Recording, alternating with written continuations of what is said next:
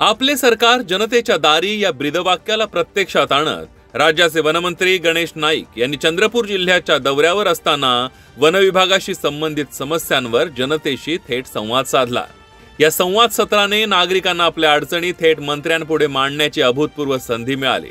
स्थानिक नागरिकांसाठी हा संवाद सत्र अत्यंत महत्त्वाचा ठरला। मोठ्या संख्येने उपस्थित असलेल्या ग्रामस्थ, आदिवासी बांधव आणि वनक्षेत्रातील कार्यकर्त्यांनी आपल्या व्यथा आणि सूचना मांडल्या।